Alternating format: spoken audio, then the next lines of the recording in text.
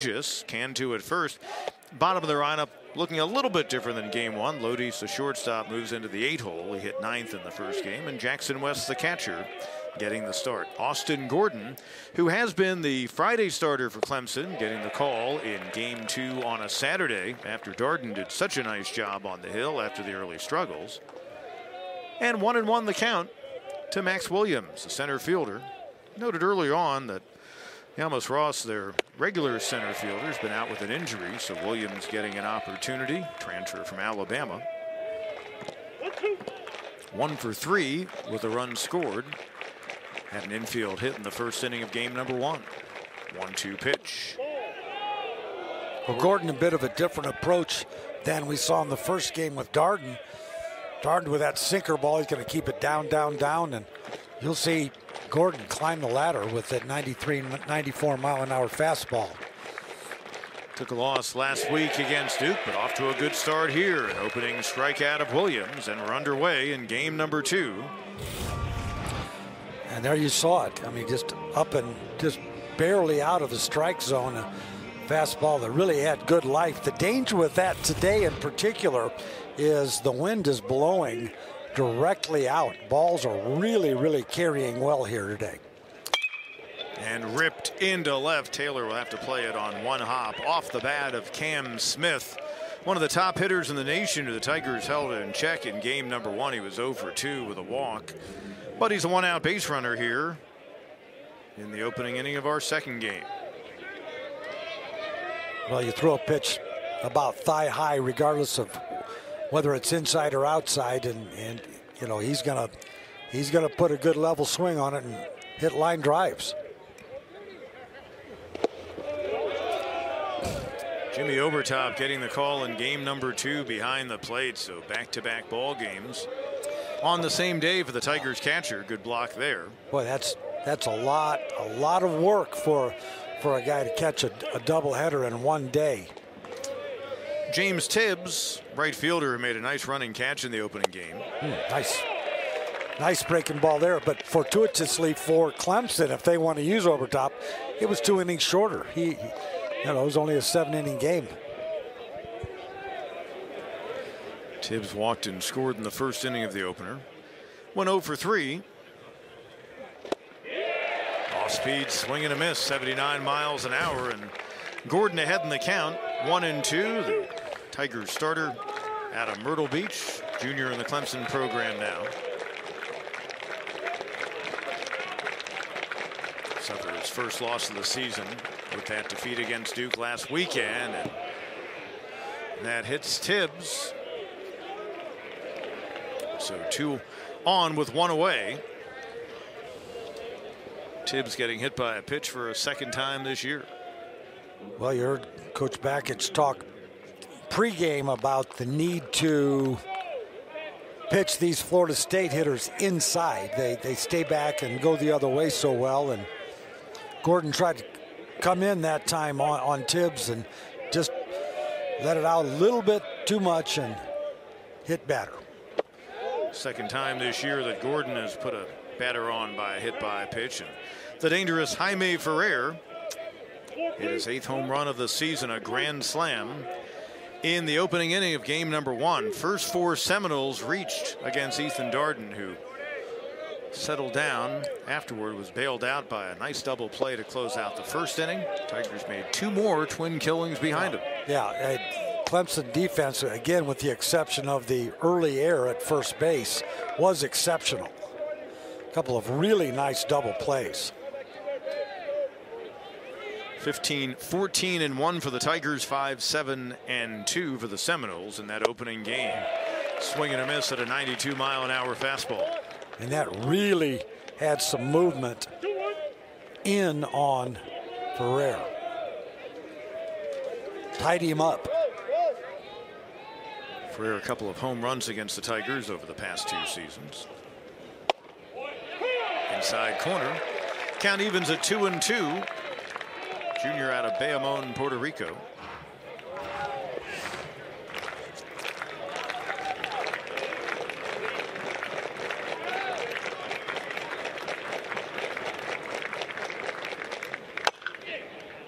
chop foul. The Seminoles falling for the first time in 20 games this season in the opener, and for the first time in 4 games in the upstate of South Carolina, having won 3 times at Floor Field in Greenville a few weeks ago. And they were part of a college baseball weekend gathering there with Michigan State and some others. Line center field. Canarella is going to see that drop. Runner at second. Smith had to hold, so they're loaded once again in the opening inning for Florida State, this time with 1 away. Well, and Gordon with a breaking pitch that was really well located, down and away. Ferrer just sat back and served it into center field, and it looked like it might hang up. So Smith was forced to he had to hesitate before starting his route to third base, unable to score. Drew Farreau, the second baseman, frustrated in game number 1, 0 for 3. A couple of strikeouts against the starter Darden. With UCF last year, he was 5 for 8 against Clemson pitching. Came over with Cam Leiter, their starter in game 1 for UCF Knights.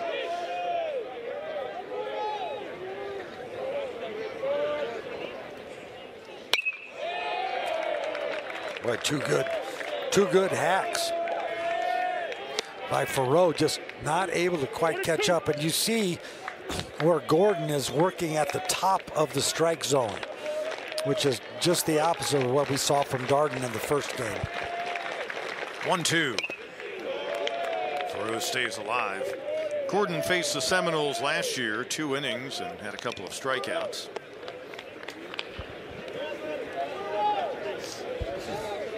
For Farreau, as a Knight last year, playing for the school in Orlando, who was a shortstop. They moved him over to second base this year because they got such a good one in Lodi's. That stays outside. And both he and Lodi's were freshman All-Americas at their respective schools last year. The Seminole shortstop was at North Florida, and their current second baseman at UCF Central Florida. 2-2 pitch. Once again chopped at the plate. That caught a piece of the batter.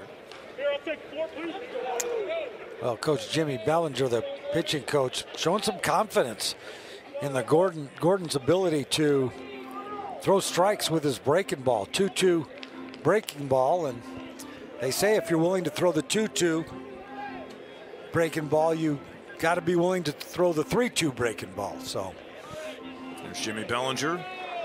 Came on board last year. Well, Eric Bakich. Yeah, he does a really nice job. Overthrew that one. Count goes full, 3-2. Yeah, ran away from that one, opened up early. Got to stay right down the line. Tigers pitching staff begins the game with a 3.86 ERA. The good work of their pitching coach and the guys under his control, and a called strike 3. Boy, right on the corner. Boy, that is a pitch that Austin Gordon had to absolutely love. Really tough for Farreau. Good job, pretty good job by Overtop. A little bit obvious with the frame, but that was right at the bottom of the strike zone and right on the inside corner. Marco Dingus, the DH, 1 for 3 in the opening game. Snapped a 0 for 10 when he got a hit. 8 of his last 32 as he steps to the plate. And boy, that just changes everything. You know, really basically you just have to put the ball in play with 1 out and a man on third base. Now you need a base hit. Stays outside.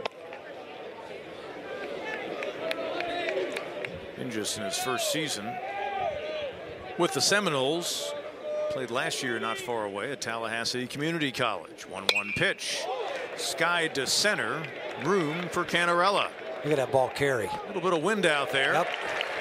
And it's out number 3. Seminoles leave the fastball that is up here in the 90s and good breaking pitch. I mean, he's just a complete pitcher. Had a career high 12 strikeouts in 5 2/3 innings of work in his win last Saturday against Notre Dame. A couple of appearances against Clemson last year, 2 1/3 innings. Allowed a hit and a run, 2 walks and 2 strikeouts. Canarella, who in his career at Clemson, now has 9 hits against FSU pitching. Swings through the first pitch for strike 1. Yeah. Well, you can see that Clemson has made the move to get as many righties in the lineup as possible against this lefty.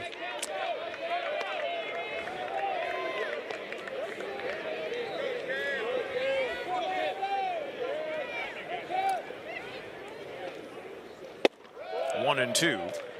You know, it's kind of an interesting delivery. It's just a little bit lower than the normal arm slot. Kind of a slingshot. But boy, he has good stuff. There you saw the breaking ball. Canarella 9 for 17 in his career against Seminoles pitching. Wow. And he has driven home 13 runs. As we told you in game 1, 1-2 pitch fouled away again. Boy. It's almost a completely different Florida State team, although Arnold one of the holdovers. 26 new players for the Seminoles. That's how you go from a very rough 23-31 2023 campaign to a 19-0 start, suffering their first loss of the season in the doubleheader. Here today, stays inside 2-2.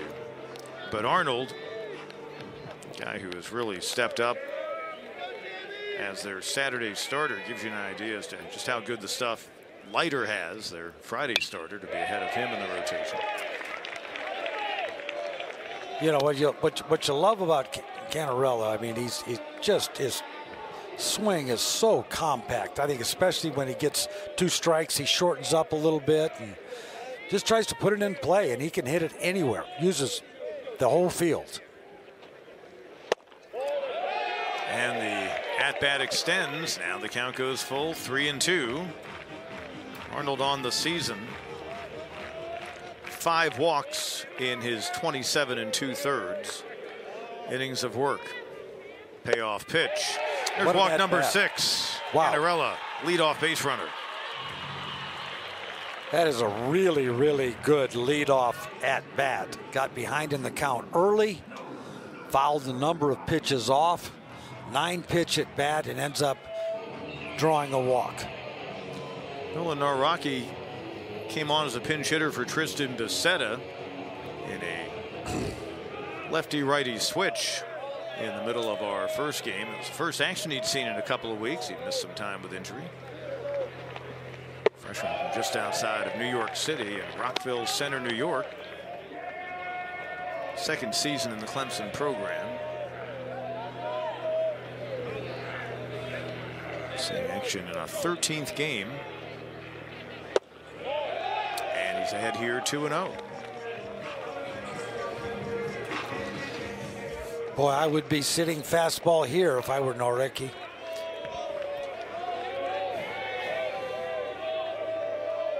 Shown some pop early on, 3 homers, 3-0 the count.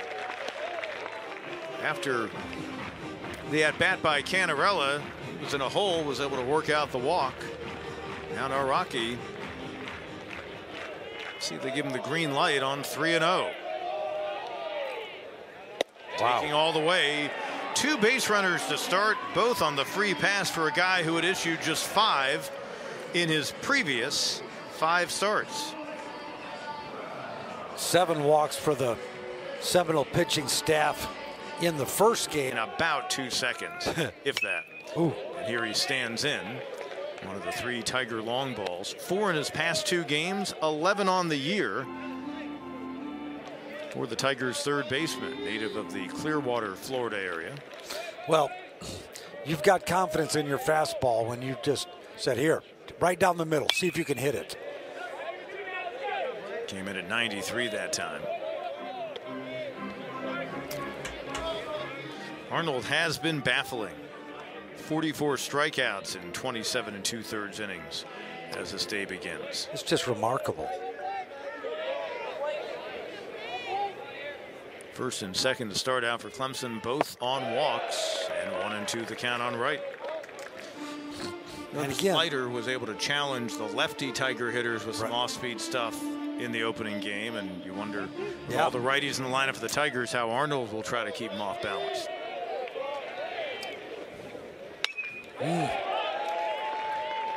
Good swing.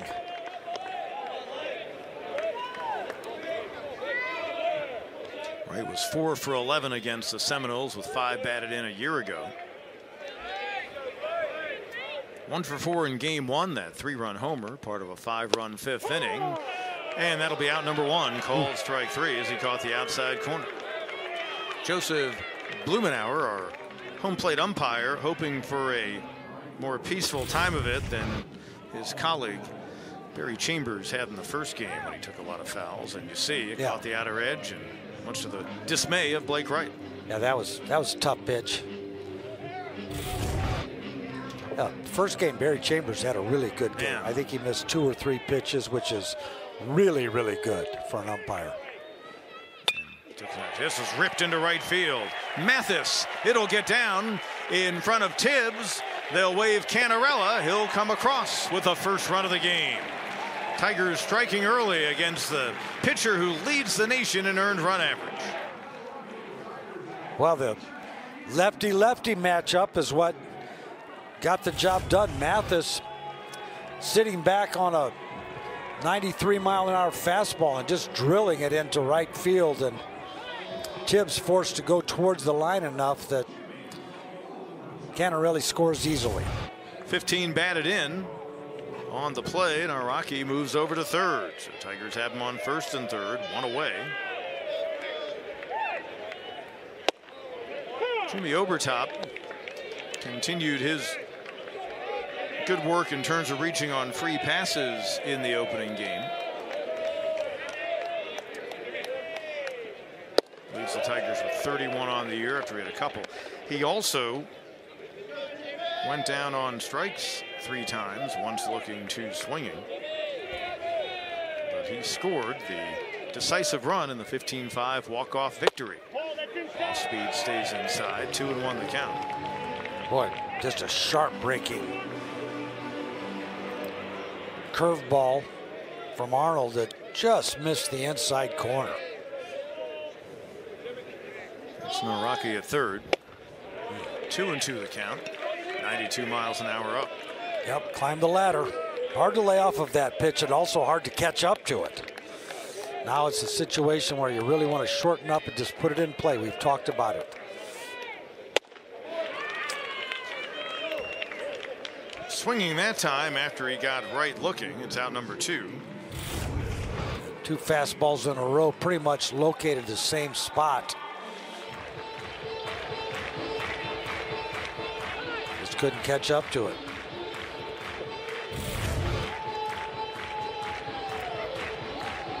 So 2 away, runners remain on first and third. Arnold, with frustration maybe on that pitch he threw to Mathis.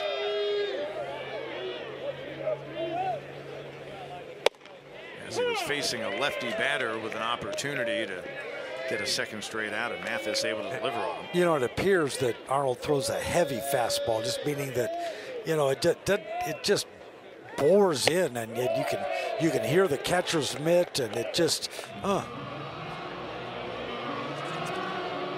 unless Sophomore from Tampa. I'm sorry, unless you hit the ball perfectly on the bat, it's almost going to knock the bat out of your hand. Will Taylor, chopper, going to be tough. Arnold quickly off the mound. Fast man running, he gets him. Top shelf play by the pitcher of Florida State. The ACC home run charts on the season with his 11th. After the 3-homer explosion at Fluor Field when he hit some bombs in Greenville against PC on Wednesday night. Daniel Cantu, first baseman, leads things off. Oh boy. Skies it to right, and it's well hit. Mathis looks up. It sails way out of here. We're tied just like that at 1 apiece. Cantu, the towering home run, his first of the season. And I'm telling you, one of the things that Gordon's going to have to be careful of, I mean, if he's going to pitch up in the strike zone, he's got to be up. He cannot, do that thigh-high fastball, because his fastball does not sink. There's a pitch pretty much down the middle, just maybe inner third. And that ball was hit really hard, 435 feet. It was, as you mentioned, sky high. It was a towering fly ball carried by the wind. Alex Lodies led off the 5th inning of game number 1 with his 4th home run of the season. Shortstop, freshman All-America a season ago, playing for the Ospreys of UNF in Jacksonville, North Florida. 1-1 as Gordon delivers. That's line. Nice play by Purify. Caught it out of the air.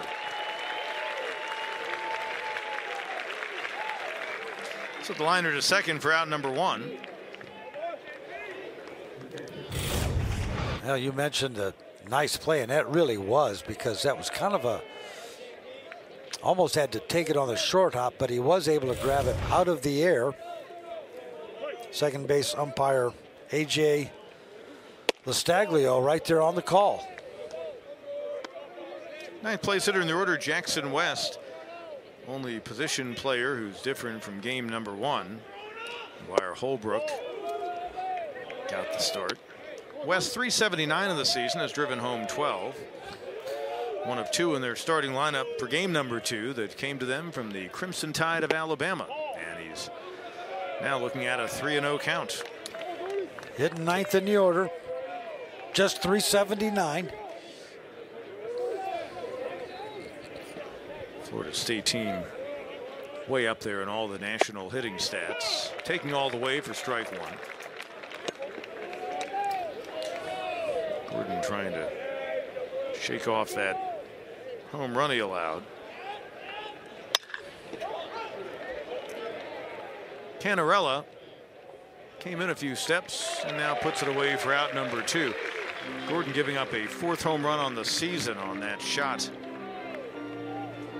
off the bat of Cantu. Top of the order, Max Williams, who went down swinging to start things out in the first.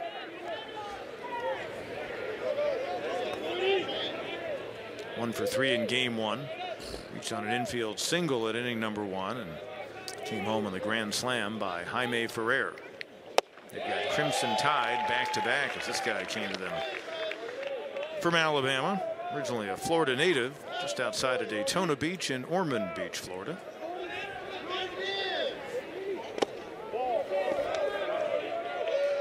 That might have been his first attempt at throwing a changeup.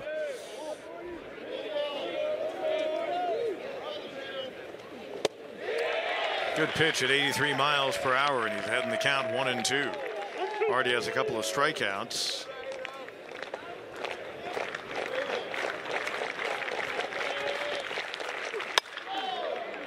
In the air center.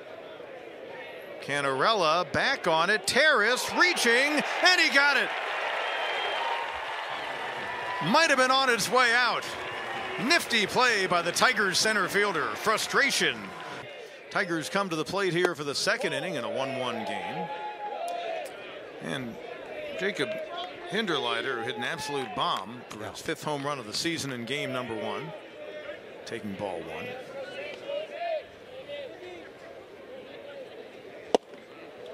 Swings through the pitch. Good work by Arnold, who just has not given up much this year, a 0.33 ERA, and he allowed the Tigers to get on the board after he walked the first 2 batters on the RBI single by Alden Mathis. When you have that kind of exceptional stuff, you can kind of get away with walking a couple of guys because you can depend on your stuff. You throw strikes, you're going to get some outs. I mean, he has a slingshot arm movement. It's kind of a whipping motion. Yeah, a whipping motion would be probably a better description. Hinderleiter stays alive, his 18 strikeouts. 3rd among those in the Clemson lineup. What a play he made in that first game as well at first, ranging to his right to take a hard shot on a first hop and flipped it to Ethan Darden covering. One of the many good defensive plays. That's hit well to right center field. Williams calls off his right fielder Tibbs for out number 1. That looked like it had a little bit more carry to it, and with the way the wind is blowing straight out to right, you thought it might get up in that jet stream. I think he didn't get that on the fat part of the bat. That was in on his hands a little bit.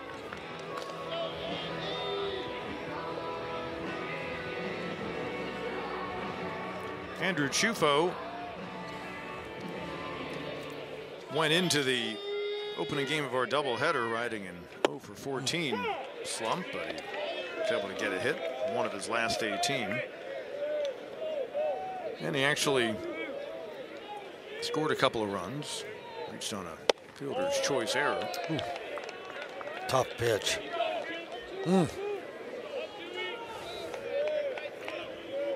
Chufo came to the Tigers from Georgetown in Washington, D.C., so his trek around the ACC will be quite the journey, seeing the level of pitching. He probably didn't have to go against much playing for the Hoyas. Although in the Big East, you'll run into some decent arms there. And of course, some of those. But it's not the ACC or the SEC. Yeah. Some of those programs have cranked out their share of major league talent. Seton Hall, St. John's. And a lot of guys go to the majors over the years.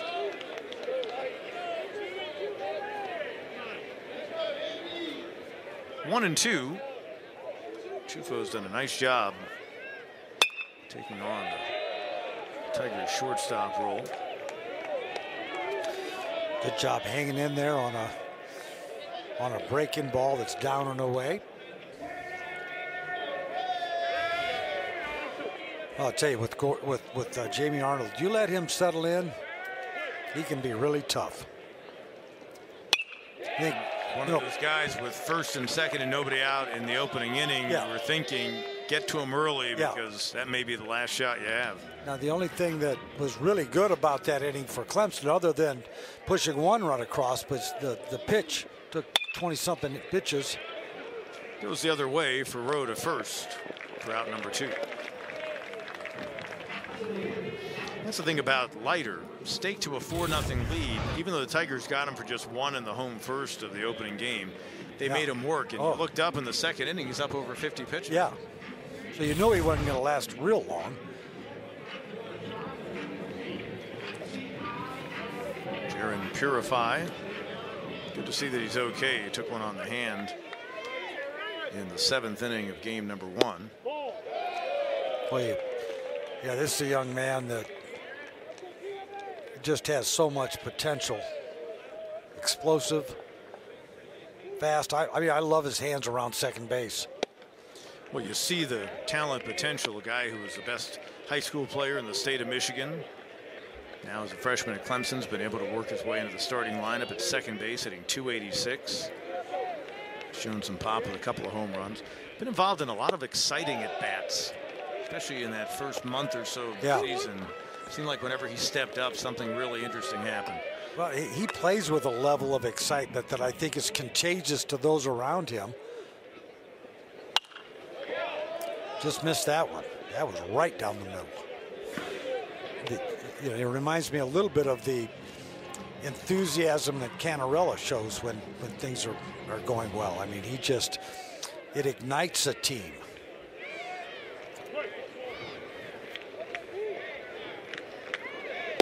Swing and a miss. Third strikeout so far. Made the final out of the second inning. We'll have Gerald Boughton in his place. Everyone else will stay in their place in the order, obviously. Just a lot of movement around the infield. Starting things out here in the Florida State third, Cam Smith on the top hitters in the nation as the weekend began. Sophomore third baseman hitting .476, and he rips one high and deep to left. Taylor back, reaches, and it's gone. Cam Smith, Tigers able to contain him somewhat in the opening game. He did score a run, but he was 0 for 2. Now a single and a home run here in the nightcap. That is home run number 7 on the year for Smith. Now, we talked about his ability both defensively and especially offensively. It's a breaking pitch right down the middle. That ball was hit hard, and I tell you, Taylor just missed that ball. Another really an exceptional try, but Reed actually getting the start in the Friday night game. Once again, the home plate umpire. In this case, it's Joseph Lumenauer taking a shot, but play continues. Strike 2 delivered to the first batter that he faces, James Tibbs. You go back to what Ethan Darden did. So effective, the lefty with a bit of a sinker and a slider, and that's what you've got in Rocco Reed. Goes the other way. Taylor moving toward the line for out number 1.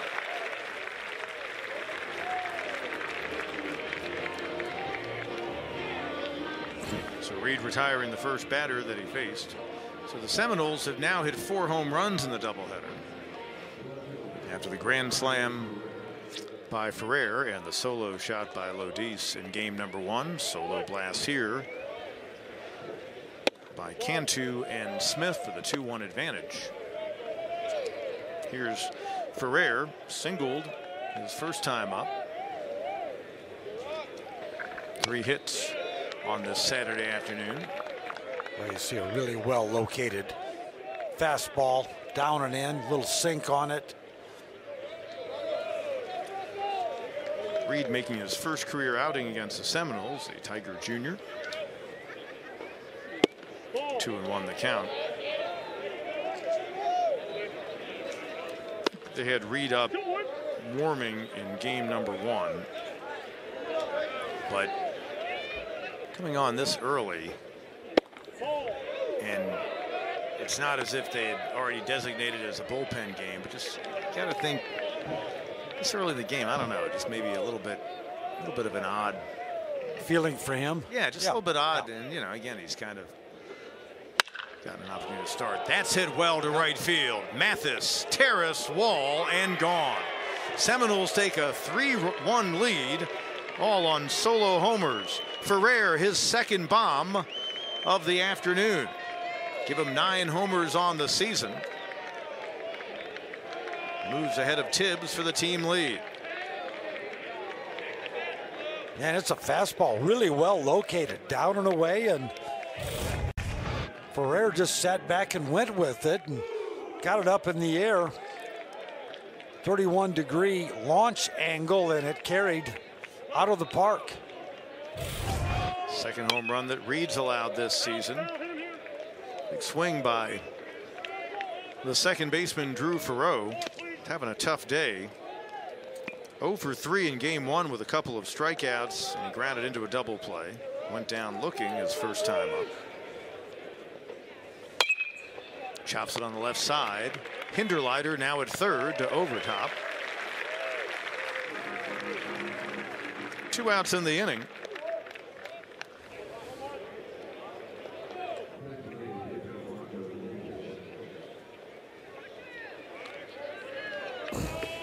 How we've talked about the depth of Clemson and the ability of players to play a number of different positions, and I think that's with that happening, and Purify possibly having some issues with his right hand. Didn't look real good that first at bat. He walked There's around. No hesitation from Coach Bakich to make the move. He walked out of the batter's box one time, and you could tell he was wincing in some pain. And then the at bat for Purify, and that second inning continued, and he eventually was retired on the strikeout by Arnold, who's been staked to a 3-1 lead. And Dingus, the DH, looks at strike 1. Dingus flied out to right his first time up. 1 for 3 in the opening game. Chopped to short. Off the hop, Chufo on to first, and that'll do it for the Seminoles here in the 3rd inning. But they get a couple. 2 teams that could well see each other again come ACC tourney time. 2 of the very best in the nation going at it here. One of the best left-handers in the land. Jamie Arnold staked to a 3-1 lead, and he starts out Cam Canarella with ball 1. And now 2-0, and the Tigers leadoff hitter, who walked and scored in the first. And with it just an exceptional at bat, a 9-pitch at bat, really battled. Chased high. Yeah, you could see the frustration.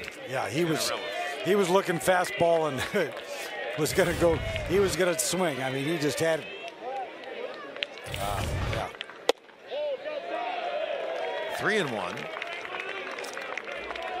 So the left-hander has walked the lefty Cannarella, gave up the RBI hit to the lefty hitting Mathis.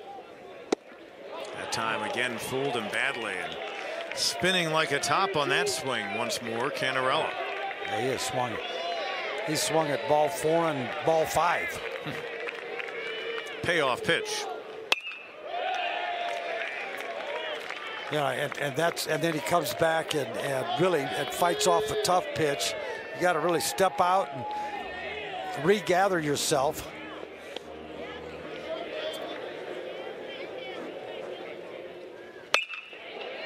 Hard shot. Lodi said short. And for one of the few times today, Cam Cannarella is retired after he went 3 for 5 in game number 1. And 1 out to start things off here in the 3rd inning. Ball hit hard. Hard contact. But he got himself out that at bat. He swung at 2 pitches that were well out of the strike zone. Unusual for him. Nolan Naraki walked him, was left stranded at 3rd in the opening inning. Tigers had a run across and had 1st and 3rd and just 1 away, but Obertop went down swinging on strikes, and then on a little chopper left of the mound by Will Taylor, Arnold did a really good job because with a fast man running, that was not an easy play to close out the 1st. Skied high to left. Naraki getting too far under it. Is it a no man's land? No, as Williams comes over from center field and makes the grab right in front of his left fielder, Ferrer. Well, you know, the center fielder has the right of way most of the time, but that might have been a bit excessive. Ferrer's saying like, hey, you know, I'm under it already. Tigers trying to get something going from the dugout. Blake Wright stands in. Called out on strikes first time up, lined into left. Arnold had retired the previous 8 batters. Tigers have a 2-out base runner. Wright another hit in the doubleheader, his 2nd. Well, he continues to see the ball really well. Alden Mathis, the RBI single, his first time up. Given 15 batted in on the season, transferred from Richmond. Senior out of Broomall, Pennsylvania. Chase for strike 1. Well, it looks like this second time around, the guys for Clemson are guessing a little bit. Bunting for a base hit, and he's in an 0-2 hole. Mathis on the season. One of the Tigers who's hitting over 300, began the doubleheader hitting 319. You saw the bunt attempt by Mathis, and I generally, with a left-handed pitcher up there, like to see a guy take it with him down the first base line, especially with the first baseman holding the runner on. Did he go? Yes, says the third base umpire. Barry Chambers, he was behind the dish in game number 1. The Tigers trying to get a doubleheader sweep on a Saturday afternoon. 3-1 Florida State as we head to the 4th. Head coach Kind to join us. Really great win in that first game. So many good at bats. We talked earlier with you about the resiliency of bouncing back from the early deficit, but boy, the swings that Hinderleiter and Wright and others were putting on the ball, it's got to be a real good feeling for you. Yeah, I mean, we have a run-scoring offense, and we can score in bunches. And when we string a bunch of quality at-bats together, usually results in a good inning for us. So, a little tougher to do so far in the early goings against a very good pitcher, whose metrics, there's a reason why he's tough to hit. It's the slot, but it's the low vertical approach angle that his fastball really plays up. It plays up like it's got a lot of induced vertical break. So we got to do a better job of getting on top of the ball and then holding the zone, because he's got really good stuff. So we'll just have to do a good job taking walks. Yeah, and the one thing, he has thrown a number of pitches, Coach, and you don't want him to settle in, though. If he settles in, he can get really tough. He is tough. I mean, he's really good. He's got some of the best numbers in the league. So, yeah, but their whole, it's not like it gets any easier. Their bullpen's good too. So, but we just got to do a good job of taking our walks when we can get them, and then just try to, it's a good day to hit. Park's playing small. It's playing, smaller than normal. So we have to do a good job of just trying to get something where we can get elevated and get underneath it and try to have a big inning. Well, not the kind of thing a head coach wants to see. Cantu had the solo homer early on to lead it off here in the fourth. Coach, Jaron Purify, you took him out. He had the ball hit on his hand. Is that a precautionary thing?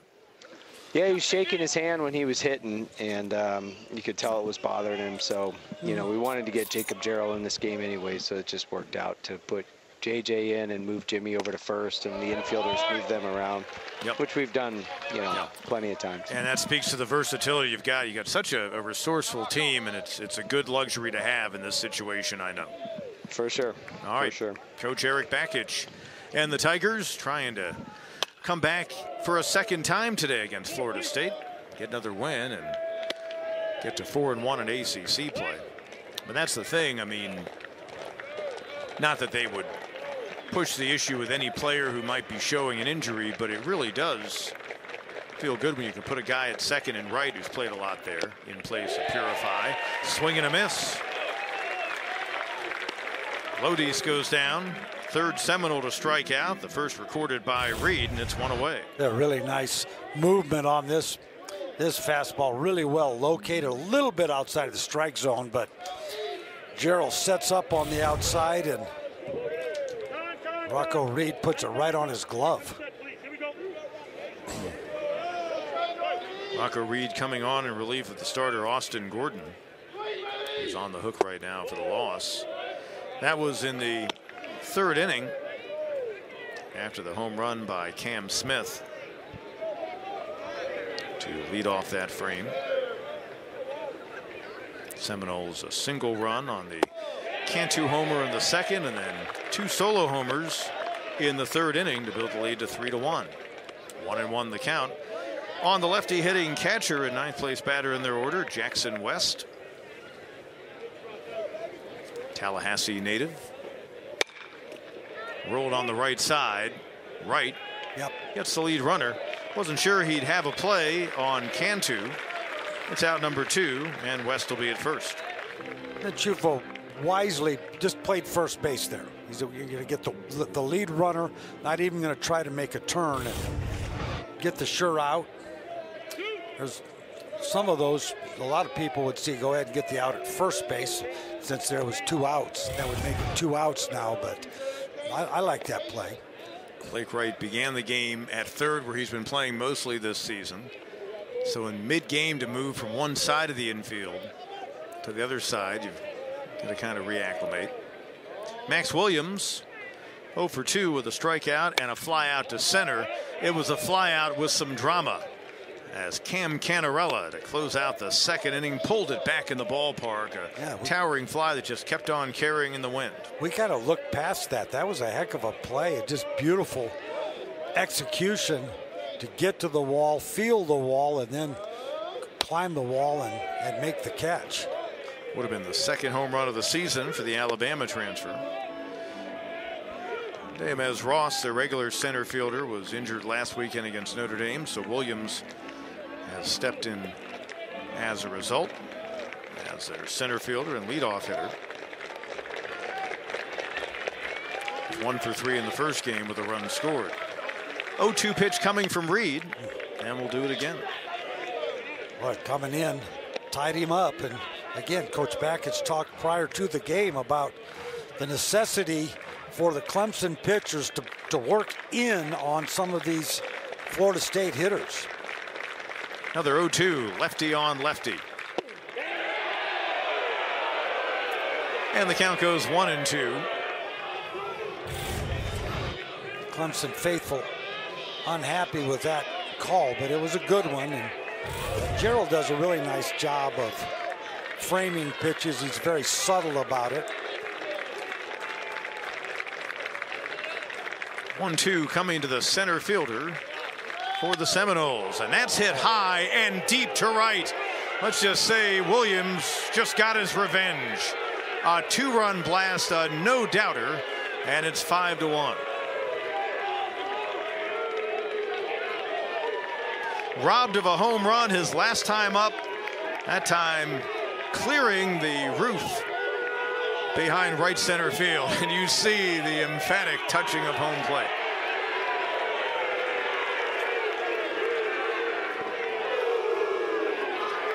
Fourth home run in the ball game for the Seminoles. First time with a man on. Well, you look at, he just sat there and watched that one for the pitching change. So let's take a look at the home run and what followed. Again, Williams knew he had absolutely crushed it. It's a second home run allowed by Reed since he came on in the third inning. Yeah, he said he had something to say behind him to Obertop. Yeah. And then he also said something to Rocco Reed, but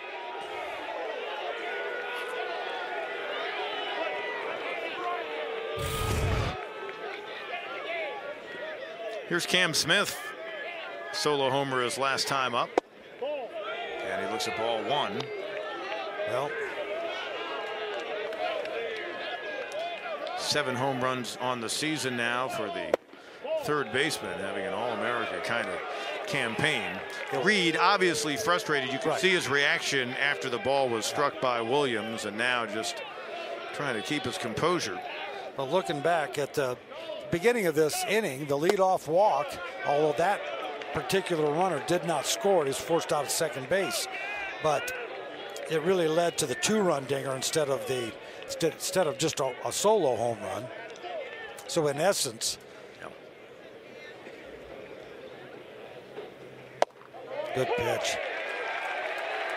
3-1 now the count on Smith, third baseman. 2 for 2 in the game with a single and the solo home run.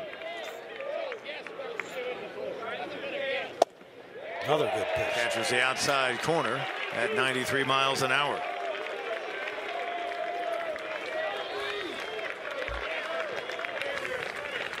Smith, a sophomore from Lake Worth, Florida, played his high school ball at Palm Beach Central, and a called strike 3.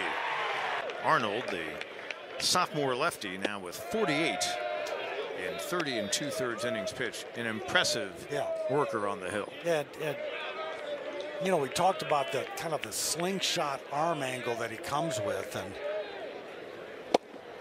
Coach Backich talked about the vertical break that he has, and just has exceptional stuff.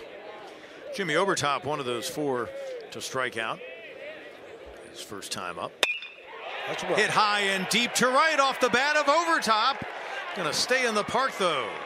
Halfway up the terrace, Tibbs pulls it in. Boy, that looked like it was going to carry into that wind blowing out to right, slightly blowing over towards center. Got down in a hurry. I think that was off the end of the bat. It was well outside. It was a good ball and a half off of the plate.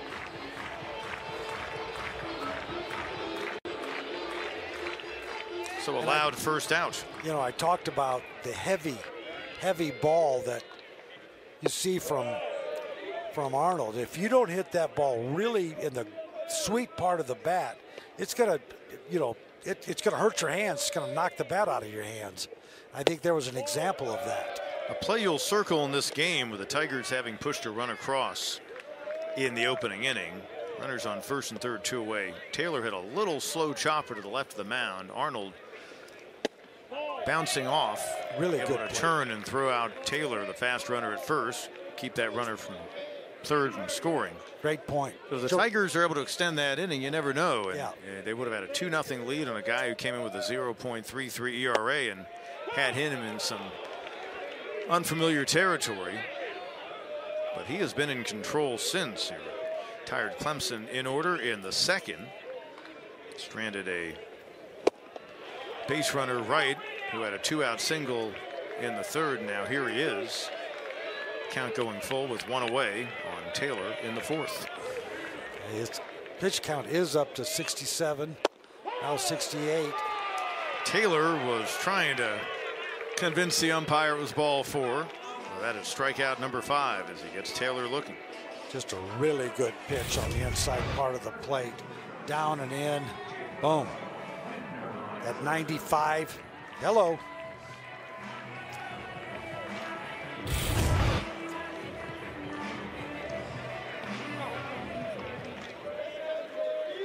Jacob Hinderleiter, fly ball to center his first time up. Grounding to third, Lodi's across.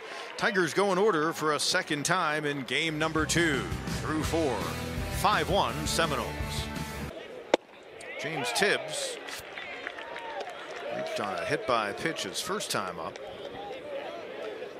Flied out to Mathis and right in the third.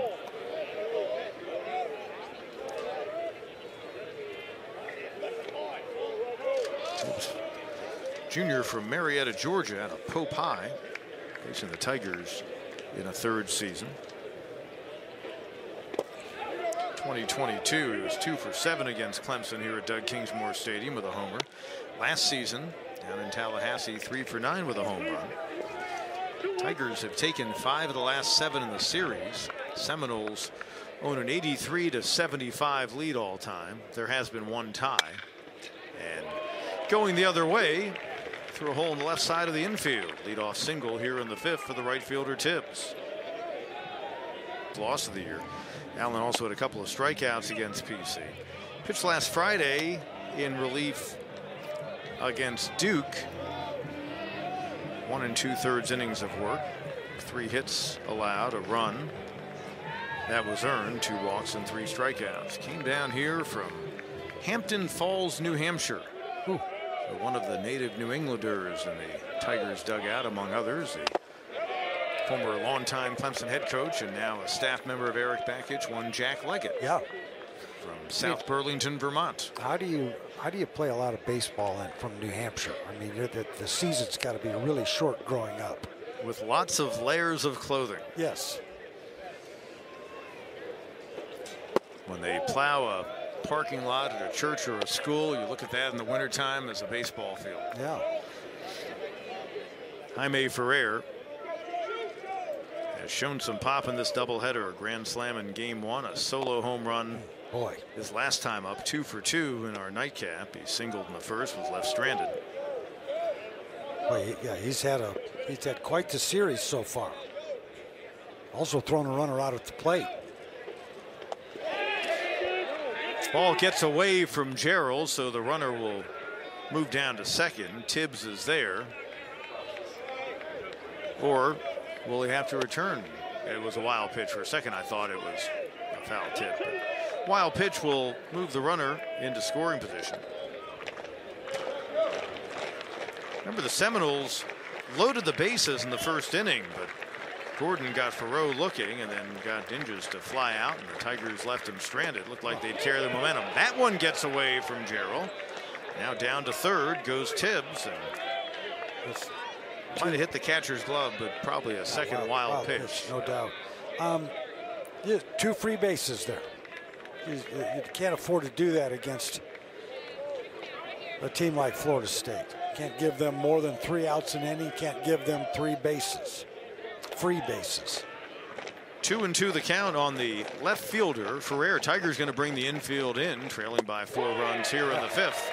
And a called strike 3.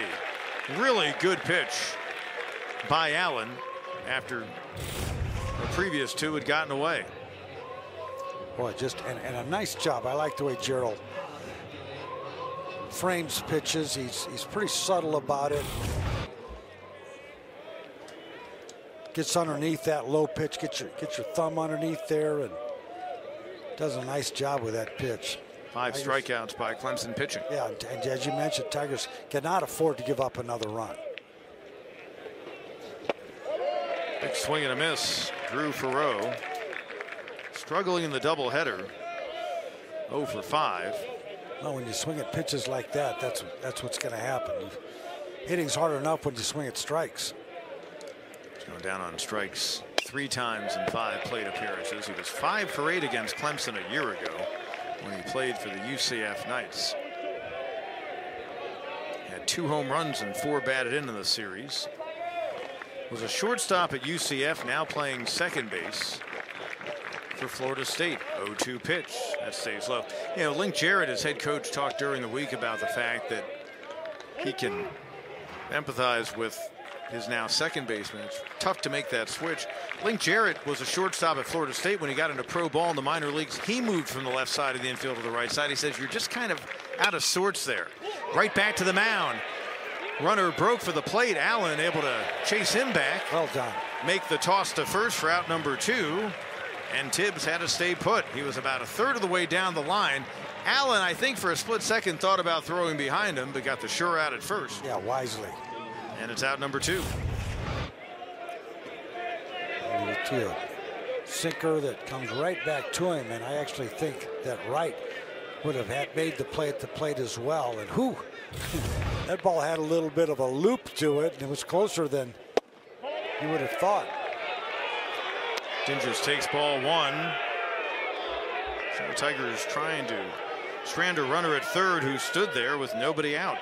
Ferrer caught looking. Thoreau grounding out. Outside, Jarrell able to go get it. 2-0 the count on the designated hitter, who's flied out to center. He came up in the opening inning, and then he was retired to close out the third.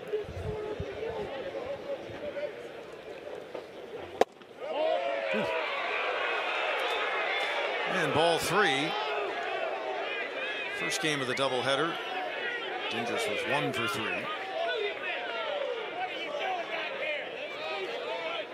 4 home runs on the season. 4-pitch walk puts him on first and third.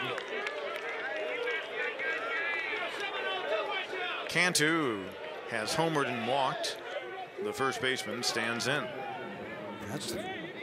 That's only the second walk for Clemson pitchers. But as you pointed out, first one when Cantu walked to lead off the 4th inning, even though he wasn't the one who scored, he was thrown out at second on a grounder. It's still. So you bring up a guy that's seeing the ball really well, already hit a home run in this ball game. Skied on the infield. Third baseman calling for it. Hinderleiter put 1. They stayed in a hotel in downtown Greenville when they played at Fluor Field. Shot right back to the mound, and what a job by Arnold. Wow. On the hard hit ball. First pitch that Andrew Chufo sees, and he lines out to the pitcher for out number 1. Yeah. So they stayed in downtown Greenville as we see the Chufo liner. And point 7 seconds was the hang time. So he had less than a second to react to that ball. Second really nice defensive play for Arnold. That's right. Talked about the Taylor play, and now that liner. First time up for Jacob Jarrell, Tigers catcher who came on. He's hitting in the spot in the order vacated by the starting second baseman Purify, who had taken a ball off his hand in game number 1. So Tigers made some significant defensive changes to start the top of the third. But anyway, the differences in this road trip to the upstate for Florida State. They stayed in downtown Greenville last time. For this trip, they're staying in the Anderson area.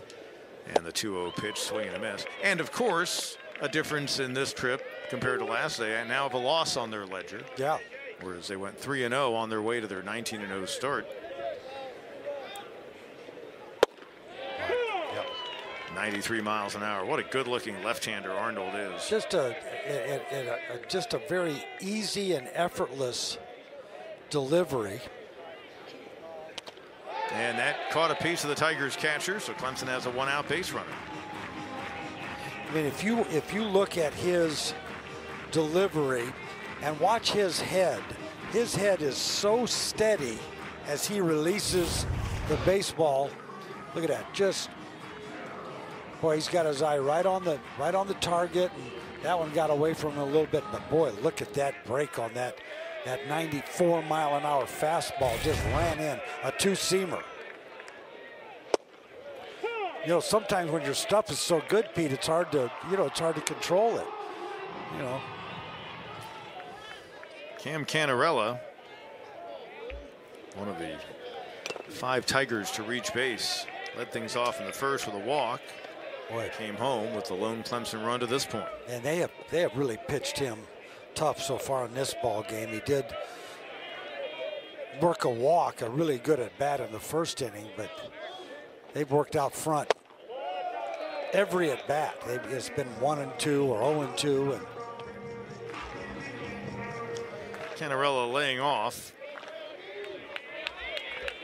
It would be a 6-1 lead had it not been for his catch, robbing Williams of a home run back in the second. Williams returning the favor as one center fielder flies out to the other for out number 2 here in the 5th. The ball hit really well, but just not enough in the gap.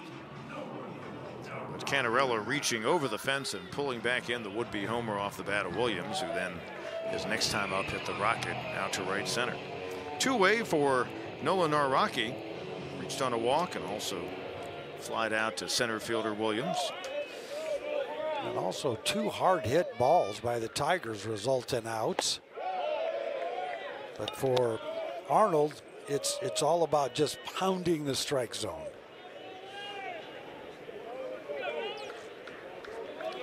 Batting average against Arnold coming in 184. Chop to shortstop. Lodi's on to second to get the force out.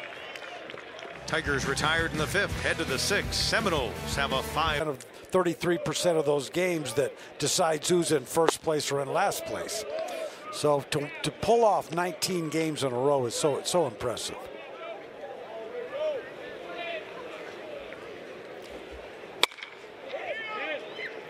Lodi's barely having to move. Cannarella in center field. It's out number 1.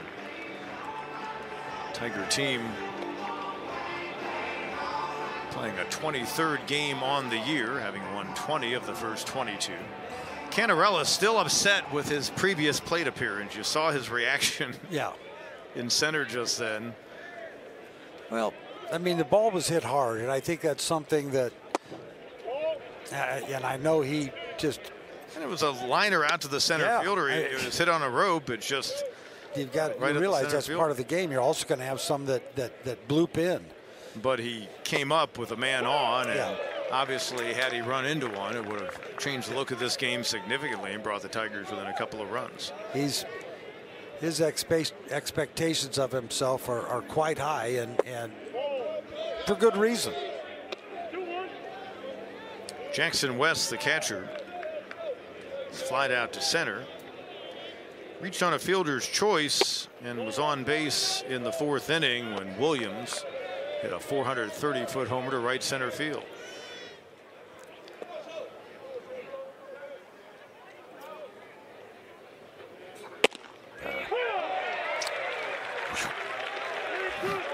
Count goes full.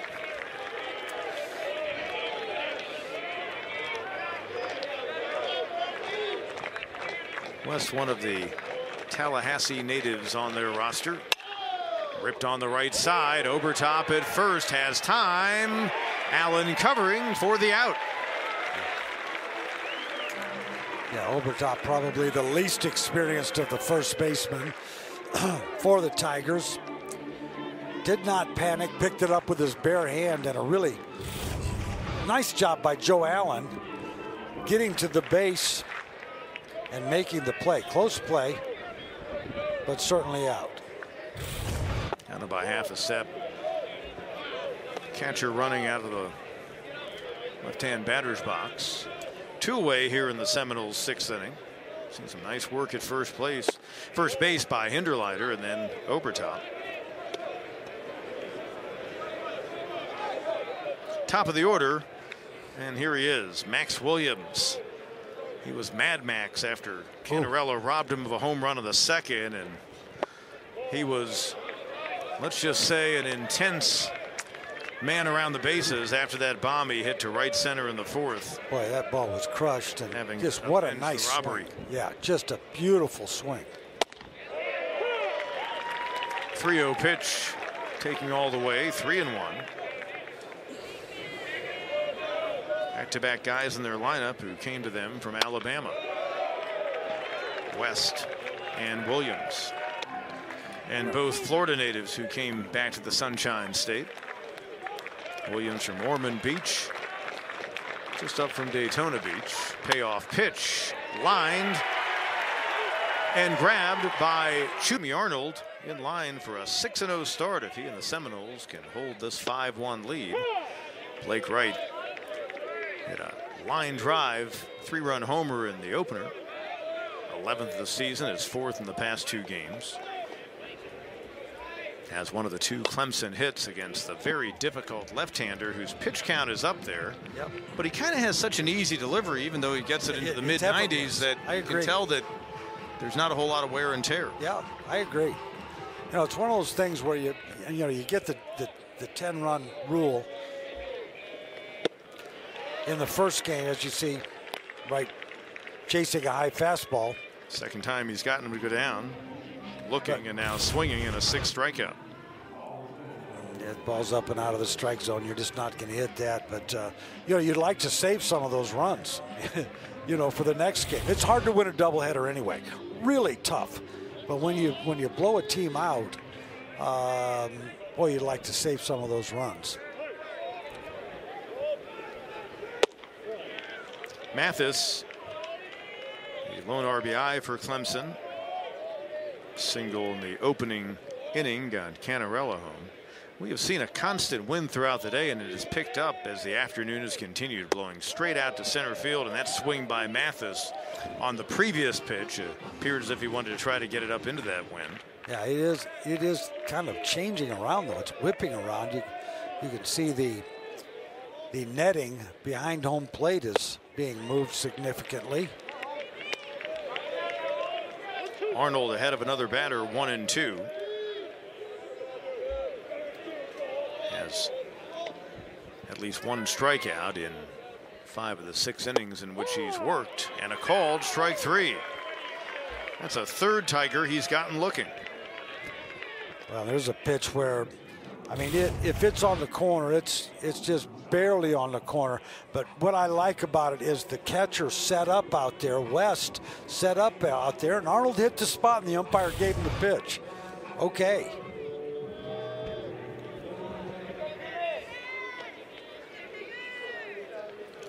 Seminoles were the last unbeaten team in the country coming into today. They still lead in winning percentage at 19-1 as Jimmy Obertop, who went down swinging in the first, flied out to right in the 4th inning. Now sees the count go to 1-1. Tigers at 20-2, tied with Texas A&M now. I'm not sure if the Aggies have actually had an outcome, and that was actually coming into the weekend, but Clemson, one of just a handful of 2-loss teams entering this weekend.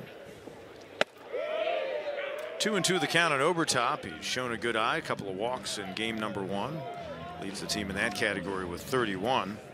It was an aberration in the first inning when Arnold walked the first 2 Tiger batters. Just the 6th and 7th free passes he's allowed on the season. In the 6th inning, he strikes out. Every so often you drive around, you'll see a window sticker or a sweatshirt if you're at an event. They had a chance to see him play 3 times earlier in Greenville, and 3 more times this weekend, all in the span of a month.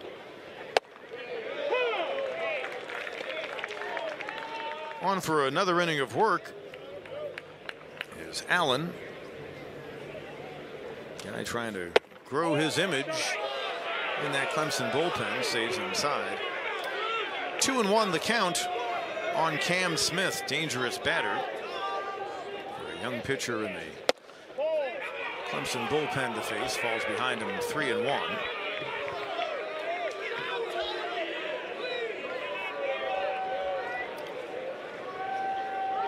Allen came on in relief of Rocco Reed, appeal to first, and the count goes 3-2. In the 5th inning, so on for a 3rd inning of work. Off speed, called strike 3. Locked him up, 2nd time that Smith has gone down looking. Reed got him back in the 4th. Yeah, really nice breaking pitch, just froze Smith. 6th strikeout for Clemson pitching. Here's Tibbs. Been on base twice on a hit by pitch and a single. Was left stranded at third in the 5th inning. That the Tigers can rally here. Could turn out to be a big moment of the game. He stood there with nobody out.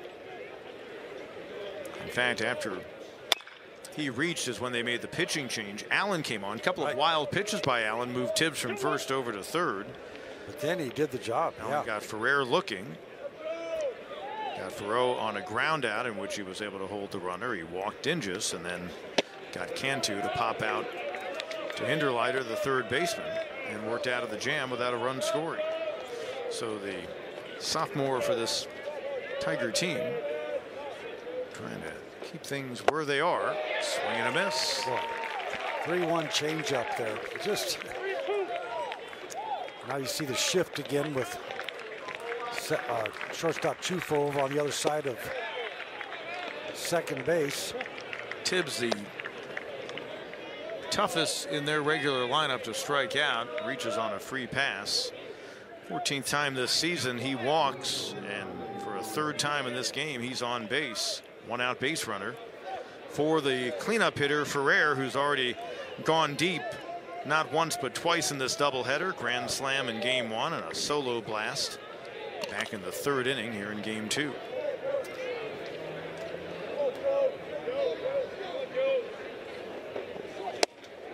Had a big rip there. Trying to go deep again. With Clemson outfield playing deep. Canarilla practically scratching his rear end on the center field fence. He's out there. Line shot, Taylor. Ooh. Down to a knee to pull it in. Breaking pitch that Ferrer just crushed. Just had the exit angle was only 15 degrees. It was a really hard hit line drive. Drew Ferrer trying to figure out Clemson pitching. Switch hitting second baseman.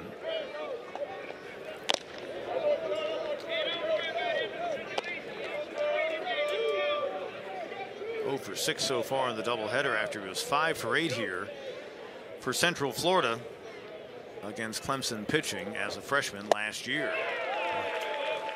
Off speed. Yep, another good off speed pitch. Allen has really mixed his pitches well, Pete. Had 2 home runs in the series last year playing for the Knights of UCF. Goes the other way. Long run. Taylor gonna drop in. First and second now with 2 away, and the first hit in the doubleheader for Ferrer.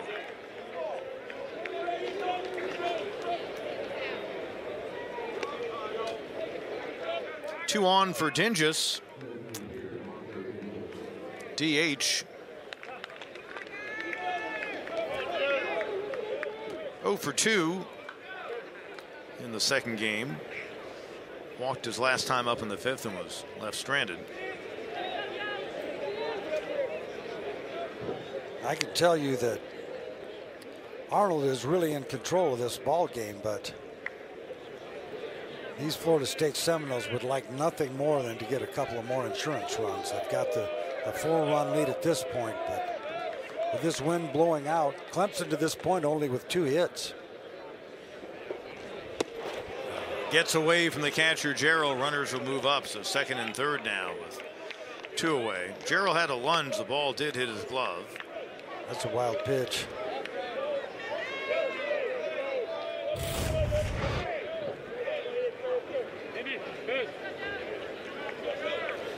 That's a play that probably should have been made, but nonetheless.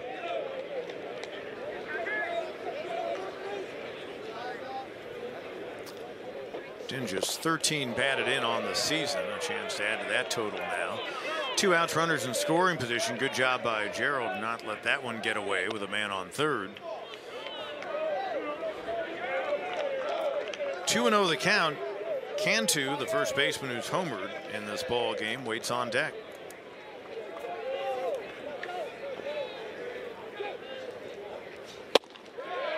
Caught the inside corner. As Dingus looked like he was trying to avoid getting hit by the pitch.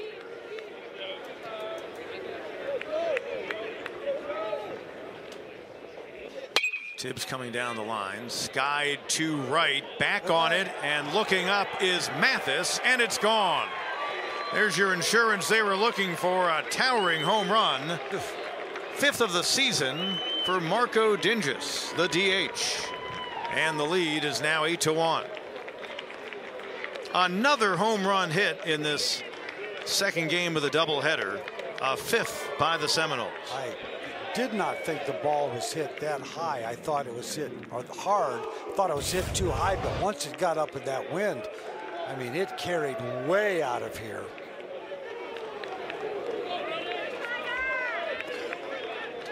Seen some impressive bombs in this game, and that one's right up there. Cantu and Williams, their home runs traveled at least 430 feet each.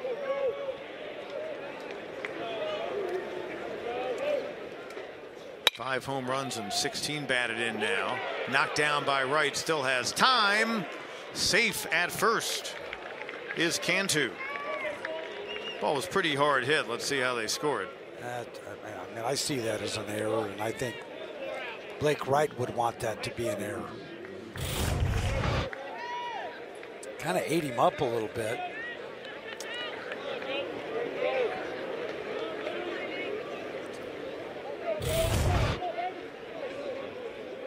It will be an E4. First error in the game for either team. Tigers' lone error in the opening game was a costly one as it extended, or at least added another base runner in the first inning ahead of the grand slam by Ferrer. But Jacob Hinderleiter, who made it on a bad throw to second, clearly redeemed himself with some huge defense later in the game. And of course, a big 2-run homer. Lodi's had a solo home run in the opening game when the Seminoles got the Ferrer grand slam and his blast out of the park. 7 home runs in this doubleheader by the Florida State team. In fact, you look down their lineup and throw behind the runner at first, and Cantu will head down to second. Boy, just an ill-advised throw by Gerald. Second error involving Cantu now moves down to second. 2 free bases.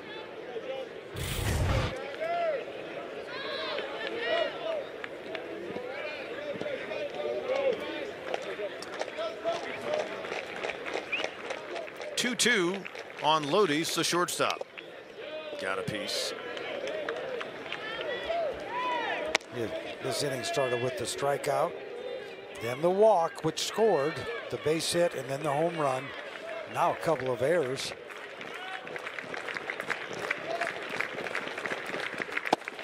And still have a runner in scoring position. Just can't give this team more than 3 outs an inning. They've had 10 players come to the plate in this doubleheader. 6 of the 10 have hit home runs. Wow. Swing and a miss. Well, the strikeout to end the 7th inning for the Seminoles, but only 2 hits for the Tigers. Clemson did something that hasn't happened often this year against Arnold. They scored a run against them. 0.33 earned run average coming in. First 2 Tigers walked against a guy who had issued just 5 free passes in his first 27 2/3 innings on the season, but worked out of the opening inning with just 1 run allowed. Will Taylor, 1-1 pitch coming to the Tigers left fielder. And he's at pitch 96 now, and at pitch number 94 was at 94 miles per hour. So Taylor's grounded out to Arnold on a very nice play, and also caught looking. Williams in center into the shadows, just shy of the terrace, actually a few steps up, makes the grab for out number 1. And once again, there's a ball that looks like it's hit pretty well, and it's just not carrying. I think it's that. I think he throws a really heavy ball that just doesn't seem to come off the bat very hard. Arnold has not allowed a home run this season. If ever he were on a day like this with the wind now blowing out to straightaway center, you would suppose so. Hinderleiter, who homered in game number 1, 0 for 2 here in the second ball game. It's flied out to Williams in center, also grounded out to Lodi's at short. Goes the other way. Tibbs long run. Sliding attempt on his way to second. Hinderleiter diving with a 1-out double.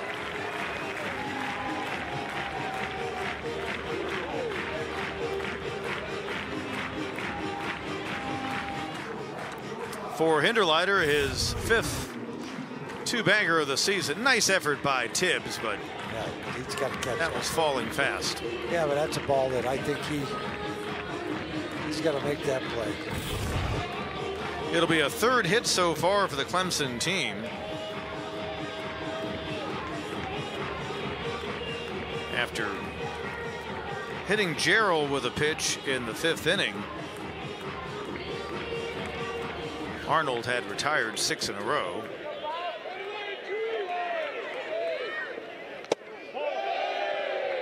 And ball 1 to the shortstop Chufo. Tigers getting their first base hit since a single by Blake Wright back in the 3rd. There is no one throwing in the Florida State bullpen. You'd think there'd be some movement at least. It's pitch number 101. Chufo 1 for 4 in game number 1, 0 for 2. And now 0 for 3. Goes down swinging, a 9th strikeout, and out number 2 in the inning. I take that back. I got ahead of myself. But what I was going to say, but you've talked about, I talked about the number of pitches he's thrown. There's your strikeout.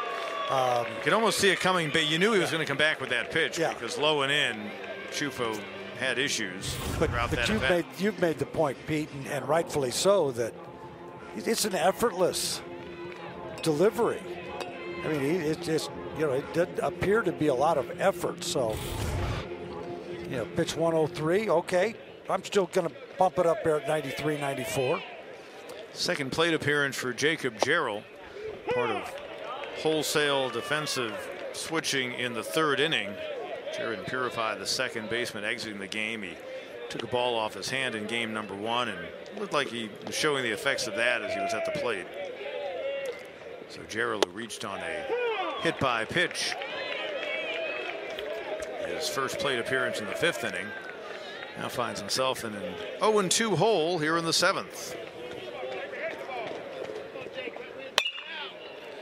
Boy, now you see that shadow. That's right the other in front thing, of the, you know, the hitter is in the shadow, the pitcher's in the sunshine, and once that shadow extends out a little bit further, it's even harder to pick up the ball. This time of the day, you don't want to be the trailing team, although Gerald doing a good job. Watch out in that Florida State dugout. I hope everyone's okay. Boy, they hit the deck in a hurry, and it appears to be the case. And you know what you say to somebody who got hit, you got to charge that ball.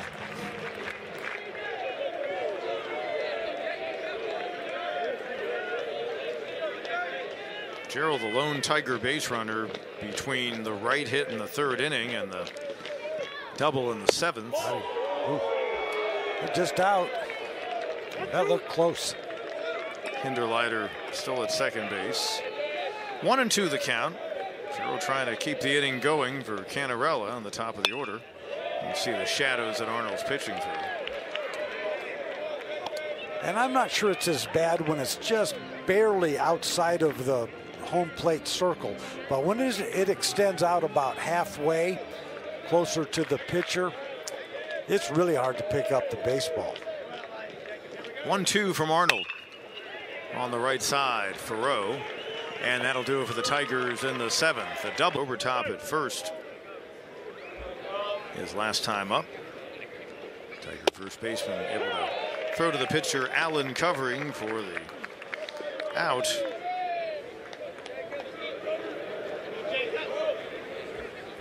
Left-hander, strike one pitch to the lefty batter. 1-1.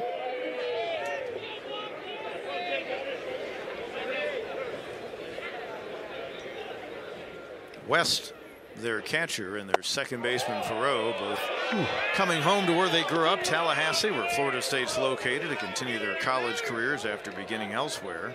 West was at Alabama. Their pitching coach, Micah Posey's a Tallahassee native. Came home this year after working at Dallas Baptist. Obertop, much easier than the previous grounder to him, hit by West for out number 1.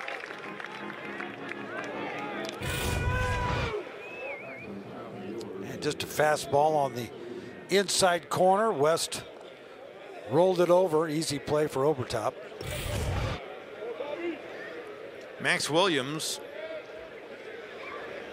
1 for 4, but that one hit a mammoth 430-foot home run to right center in his previous at bat before he hit that blast in the 4th. Hit one that almost got out of the park, but Cam Canarella, Tigers center fielder, reached over the wall and pulled it back in to Rob Williams, who has hit a couple of home runs this season. Canarella hit a 3-run homer in game number 1.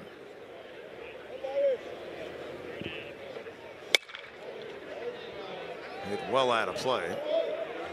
Hey, he hit that one in the lake.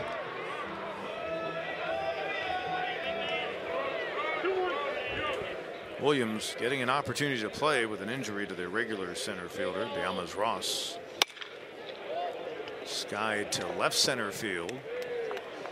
And Canarella puts it away. Yet again, center fielder to center fielder. This time Williams to Canarella for out number 2 here in the 8th.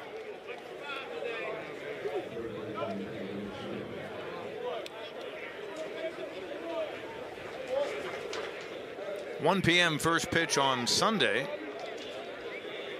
Expected starting pitchers: Connor Whitaker for the Seminoles and Aiden Canuck, good-looking freshman for the Clemson team. Yeah, he's a guy that's got really good stuff. Cam Smith's gone down looking his previous 2 times up. Top hitter in their lineup. Homering in this ball game. Don't see that much. I mean, he's yeah. Of course, he had 2 hits prior to that, so he's gotten his 2 hits for the day here, or for the game. Home run for Smith was his 7th of the season. Driven home 23. Game 1 he was 0 for 2, but he reached on a walk and scored. And a swing and a miss, 3rd time. 4 strikeouts. Cam Canarella, the first batter he faces. Canarella's looking to get something going here to start out the 8th inning. And he'll be sick of seeing left-handers by the time the weekend's done. Liner to first. Cantu puts it away. Half of their 22 pitchers are lefties on the Florida State staff. And yeah, he's going to see a steady diet of that. Despite that, he hits another line drive. He's hit the ball hard 3 times in this ball game, but has not gotten a hit. That wasn't crushed, but nonetheless, it was a line drive. Noah Naraki, back in the starting lineup, came on as a pinch hitter midway through game number 1. Had not seen action for the past couple of weeks. High and tight for ball 1. Walked and was left stranded at 3rd in the opening inning. Has since flied out to center and grounded into a fielder's choice out his last time up in the 5th inning. Hasn't been a whole lot happening for the Tigers. The 2 walks issued early on by Arnold. He then settled down. He later hit Jarrell with a pitch. Clemson 3 hits in the game overall, a couple of singles and a double. 2-1 now the count on the Clemson freshman out of Rockville Center, New York. Freshman against freshman, 2 young guys.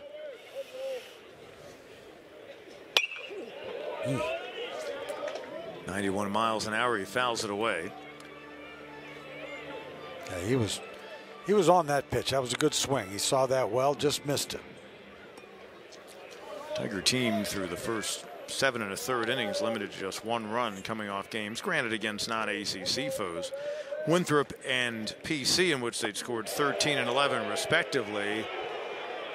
He laid off, says the first base umpire Doug Vines. But Florida State pitching holding a Clemson lineup that's been averaging nearly 9 runs a game in check, just as the Tigers limited Florida State to 5 runs in the opening game. Seminoles coming into the weekend averaging nearly 11 runs a contest. 3-2 pitch and a 1-out base runner.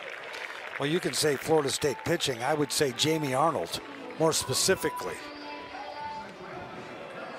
That's why I think that 3 runs that Florida State scored are so important. If it's a 5-1 ball game, you've got to take Arnold out, and Clemson's ability, the way the wind's blowing out, it changes the whole complexion of the ball game. I think if it was a 5-1 game coming into this inning, Arnold stays in. Blake Wright skies it to center on the first pitch he sees, and that's 2 away. You have to wonder if they might have sent him back out there for one more inning based on the role he was on. That he was certainly pitching well pretty early in the season to do that, but you know, again, we talked about this a little earlier. I don't know, there's a time when throwing 115, 120 pitches was just kind of part of the deal. That doesn't happen anymore. Arnold's a sophomore. Some sophomores, because of their age at the time of the draft, are draft eligible. That's not the case for him, so he's got the rest of this season and next year with Florida State. Swing and a miss by Mathis. Has the Tigers' lone RBI hit in the game. Single in the first to score Canarello, and Clemson was able to take the 1-0 lead. Briefly held by the Tigers. There really haven't been any huge innings, but just a steady barrage of home runs. Williams in center to his left. Tigers done here in the 8th. Head to the 9th. Seminoles have an 8-1 lead. 5 Florida State home runs by 5 different players in game 2 of our doubleheader. 3 of them traveling at least 410 feet. 2 of them at least 430. Absolute shots off the bat of Cantu, Williams, and Dingus. A couple of them may have been wind aided, but there were a couple of others that were hit so very, very well that nothing was going to hold them in. McGovern, the freshman for the Tigers, on for a 2nd inning of work. Retired Florida State in order in the 8th, and he gets the first out here in the 9th on 1 pitch to James Tibbs. Will Taylor putting it away in left center field. Now it looks like Sunday is setting up to be the rubber game, which is what you'd kind of expect with a couple of teams that come into the weekend top 2 nationally in RPI. And I can tell you, it is so hard to win a doubleheader. It's just tough. Teams that have combined for a 39-3 record. Reaching out, lining it to center and getting it to drop in. Jaime Ferrer, another hit for the left fielder, his 3rd in game number 2. Combine that with a 2-for-3 showing with a grand slam in the opening game, and he's done some nice work. Well, he just really has the ability to put the bat on the ball. See a pinch runner now for Ferrer. 8 hits over the last 2 seasons for Ferrer. So the pinch runner, Jordan Williams, and no doubt he will replace Ferrer in left field in the bottom half of this 9th inning.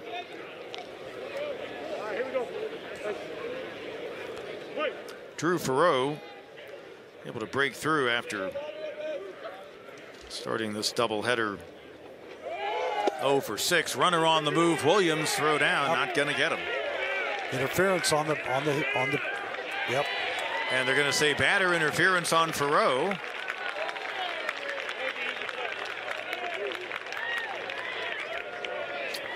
And that will mean Farreau is out. And the runner has to return to first. Link Jarrett asking for an... Clearly steps across and gets in the way of Jarrett. They're calling that more and more, though. You know, I think that must be one of those points of emphasis this year. Seminoles are 29 of 30 I think Jared's saying that about 10 years ago when he was coaching at UNCG, he stopped doing conditioning with his team. He designed any type of conditioning drills to base running. And really focused on that and kind of just changed his whole philosophy about getting his team ready. Williams on the move again, swing and a miss. And there will be no throw. Absolutely no chance to throw him out. He got a huge jump. So now they're 30 of 31 as a team. You know, it's interesting. You have a 7-run lead in the 9th inning and stealing something that if you did in professional baseball, there would be some angst between the two teams. Williams now 6 of 6 on stolen bases, and they'll chase him back. But you know, but again, the way this park is playing, Pete, I can't blame them. I mean, and Clemson's got the ability. They've got some guys that can swing the bat. Dingus, the 3-run homer his last time up to seemingly put this game out of reach. Takes ball 2. 2-1 the count on the DH. Yeah, I really think that was the big blow. That was the dagger. That was the 3-pointer up by 7. Right, with a minute under to go. 50 seconds to go in a game or whatever. In basketball, that would be the analogy. Since it is March Madness time, and by the way, congratulations to Brad Brownell and the Clemson Tigers getting ready now to take on Baylor at 6:10 Eastern time on Sunday night out in Memphis, trying to get back to the Sweet 16. An impressive win they had on Friday afternoon against New Mexico. 3-1 the count. Popped up right side. Blake Wright, the second baseman, calls for it and puts it away for out number 3. College baseball. 8-1 Florida State Seminoles. Hudson Rowan out for a second inning of work, looking to close out the Tigers and preserve a 6th win without a loss for Jamie Arnold and try to get a 20th win on the year for the Florida State team to match Clemson. Tiger team that is on the verge of falling to 3-2 in the league. Seminoles looking to improve to 4-1 in ACC play. Jimmy Obertop, twice he's gone down swinging. 9 strikeouts of Clemson batters by the starter Arnold. 2-1 the count. And we had talked about him settling in. If they could have gotten to him a little bit early, he ended up getting the 1 run. But boy, once he settled in, he was untouchable. Rowan had worked 6 1/3 innings before he worked a scoreless 8th, allowed just the 1 base runner, Noraki. But a guy who's got a good future with this program, 6'1", 205 pounds, from Panama City, Florida, where they claim to have the world's most beautiful beaches. 2-2. Hit batter and a base runner to start things out. Obertop will trot down to first.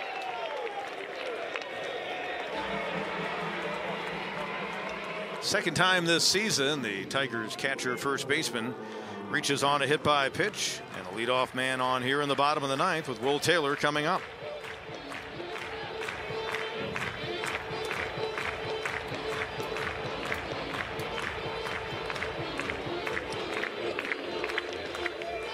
Taylor flied out to center his last time up in the 7th. Caught looking in the 4th. He delivered what proved to be the walk-off hit in the Run Rules 15-5 win for the Tigers in game number 1 at a really good game 1. And again, continues to impact things despite a batting average hovering in the low 200s. To start this second game of the doubleheader, he had an OPS of right at 1,000. And for the most part has been getting on base about 2 times a game, as we'll get another visit to the mound by Micah Posey, the pitching coach. And the time right here, really a time to teach young pitcher and just go over the situation with him. And all he needs to do is attack the strike zone. Exactly. I'm sure was the message. No doubt. Hey, don't try to do too much. Play 9-on-1 baseball.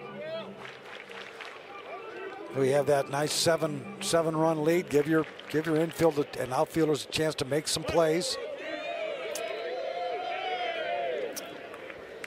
I'm actually surprised a little bit that they're holding on the runner, other than they want to keep the double play in order.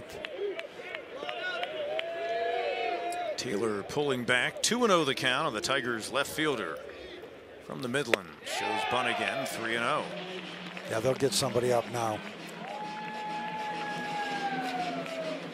Seminoles in the first game of our doubleheader used 5 pitchers. They made just the one call to the bullpen for Rowan after they got another great start from Jamie Arnold. 7 innings of work.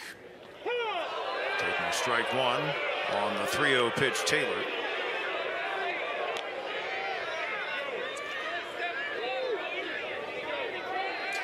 In a striking development, that was not to the pleasure of the home crowd. Called strike. 3-1 pitch. And 2 on to start things out of the 9th by way of the hit by pitch.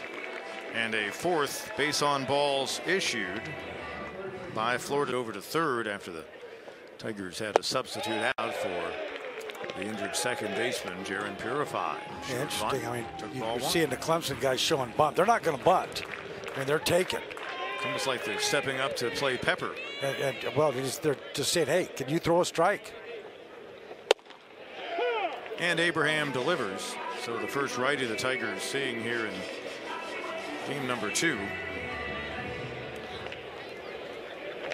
Chufo, the shortstop, waits on deck. Hit high and deep to left center field. Williams will watch it sail out of here. Second home run of the doubleheader for Hinderleiter. Give him 6 on the season. And it's an 8-4 game. Boy, how big was that 3-run shot in the 7th inning by Dingus? My. Now 25 batted in for the Tiger transfer from Davidson. Absolutely crushed. Not wind aided at all. Oh no. You know, you want to start a rally, then walk a couple guys or hit a guy and walk a guy. That's how you get a big inning started. Chufo shows bunt before he sees the first pitch delivered by Abraham. We just allowed the first home run of his Florida State career. Chufo 0 for 3 in the game, takes ball 2. Still nobody out. Sometimes, though, they'll say that home runs can be rally killers for the team trying to come back because now you clear the bases. Yeah. And the pitcher can work from the windup. Well, it sure is nice to have a 7-run cushion in the 9th inning. You know how many times you go to a ball game and you see a clean bottom of the 9th inning? It just seems like it's always a struggle to get outs number 24 or 25, 26, 27. 3-1 now the count. Talked about the good job that Chufo has done as the successor to Benjamin Blackwell, who's a really solid shortstop the past 2 years for the Tigers. Ripped foul, and the count now full at 3-2, and had gotten off to a really good start hitting. Came into the doubleheader today on an 0 for 14 run, but picked up a hit in game number 1. But one of his last 21, he'd love to come through right here. Popped up. Tibbs in right. And it's out number 1.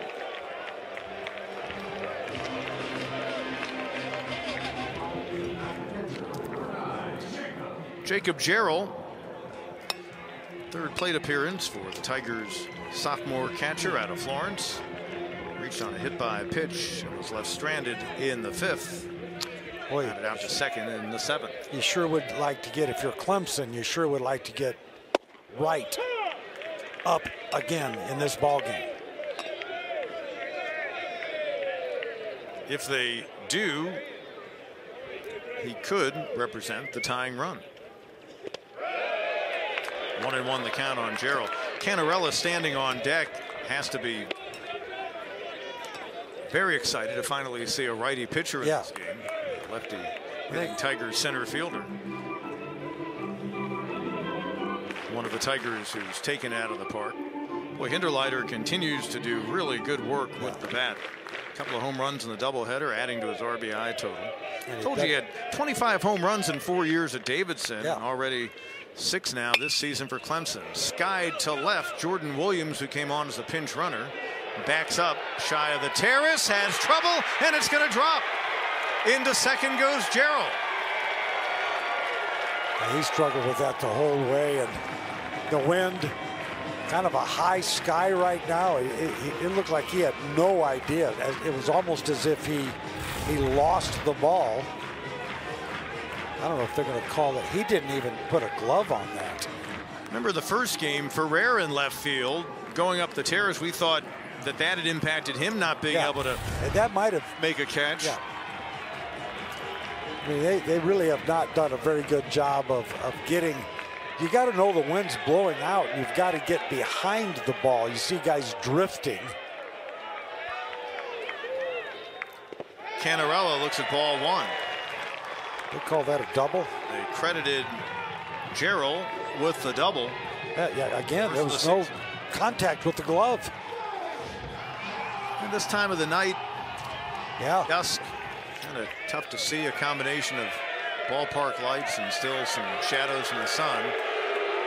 And now West will go out and talk with Abraham. Abraham, a freshman, and this is slowly turning into what could become a leverage situation. They've got a couple of guys at the back of their bullpen, both lefties, who have been tremendous. Yeah, you get right up there. It could be very interesting. And that wind is still blowing out. The park is playing small. That is Carson Dorsey, lefty, who is one of those two that we were referring to. Yeah, I don't think that Lynn Jarrett's going to bring in another freshman in this situation. Yeah, this bullpen philosophy will change in a hurry. And he's got a lefty. Dorsey ready to go. Tremendous in closing out a 1-0 win against Stetson when he picked up the save the other night. Taking all the way for ball 2. Righty batter waits on deck in Naraki. At least that's who's scheduled up for the Tigers. Yep. And going to bring in a lefty to face Canarella. You know, interesting. There's a debate about whether, do you, when you're down big like that, do you take a strike? Well, there was no doubt that Clemson was taking a strike. They were squaring around to bunt. You know they're not going to bunt. They're just daring them to throw strikes, and you see it again. 3-0 the count. Tigers center fielder walked and scored in the opening inning. Has since grounded out to short, flied out to center, and lined out to first. 3-0 pitch. Gerald takes his lead at second. 4-pitch walk. A couple of pitchers doing that for Canarella. Second walk in the inning to go with the hit by pitch of Overtop.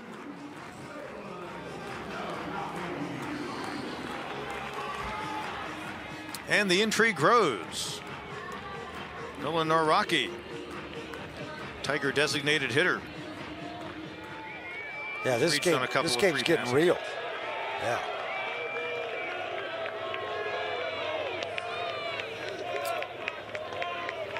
.360 hitter at the plate in limited opportunities. Missed 2 weeks of action. Returned to the lineup as a pinch hitter in game 1 of our doubleheader. So we noted earlier Blake Wright could come up in this inning representing the tying run. He waits on deck. 1-0 pitch to the Tigers DH Naraki. 2-0 the count. 8 walks in 15 1/3 innings pitched so far this year for Dorsey, but he also has 26 strikeouts. Ooh. He delivers 2-0 to the Tiger redshirt freshman out of Rockville Center, New York. Strike 1. You know, anything is contagious. Hitting is contagious. I think throwing strikes is contagious. And you pound the strike zone, and the next guy comes in and pounds the strike zone. He's got a slider and a changeup to go with a fastball that he's touched 97 with so far this season. Has Dorsey. 2-1. And you got an example of the heat right there at 94 miles an hour. 94 with some life.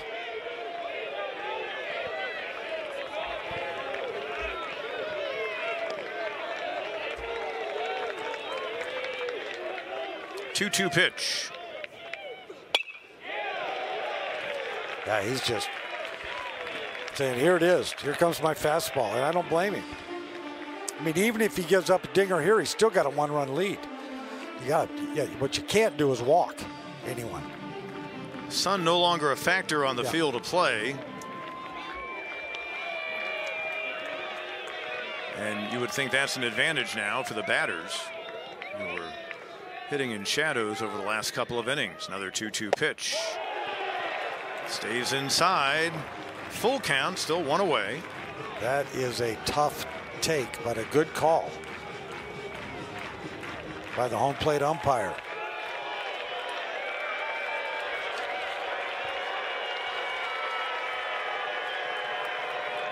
Three-two pitch, line to center field. That's a base hit. Gerald had to hesitate. He'll hold at third. The bases are loaded, and what do you know? Here comes Blake Wright. Araki gets his first hit here in game number 2. I mean, it's a 93-mile-an-hour fastball at the top of the strike zone. I just love this swing.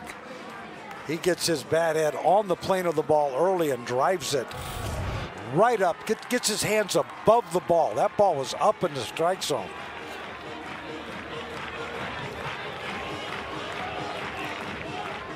He's now 2 for 7 in the doubleheader. Wright had that line shot 3-run homer in a 5-run 5th inning of game number 1. Bags are full. 8-4 Seminoles. First pitch swinging center field. Williams back at the terrace at the wall, and it's gone. A game-tying grand slam for Blake Wright here in the bottom of the 9th.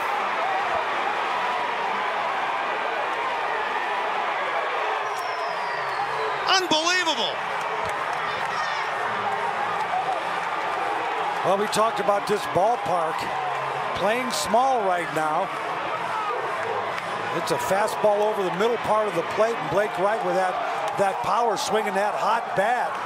Inside outed it, drove it out right where the wind is blowing out, and it carried out of here. We also talked about early, to start this inning, you had a hit by pitch, and then you had a walk, then the home run, then an out, then a double. There you see the inside out swing by Blake Wright. He's got enough power to take it out of here, tie this ball game. What an exciting time for these Clemson Tigers. These guys just won't die. That's the 3rd home run allowed by Dorsey, but he's been as good as any reliever in the ACC. How about Blake Wright? Just hand him the National Player of the Week award. No kidding. Still only one out, Pete. Mathis drove home the Tigers' first run of this nightcap. Wright has just driven home the 4 to tie us in the 9th inning. What a doubleheader Blake Wright is having. He's got 7 runs batted in, 2 homers, 5 home runs in his past 3 ball games. Now 12 on the season, 35 batted in. Link Jarrett stunned. Yeah. I mean, I believe there's no other way to put it. You're stunned. Seminoles began the day 19-0, the only unbeaten team in Division I. Looked like they had the game in hand. Arnold now will not be able to add a 6th win without a loss after the fine job he did over 7 innings. He's got to be sick sitting over there, man. You can't pitch better than he did. Mathis, the 9th batter for the Tigers here in inning number 9. Awaits a 3-1 pitch from the lefty. Lays off. Another base runner for Clemson. Tigers Still just one away. Around. Jimmy Obertop will come up. He started things in this 9th inning, reaching on a hit by pitch and scored on the Hinderleiter 3-run homer.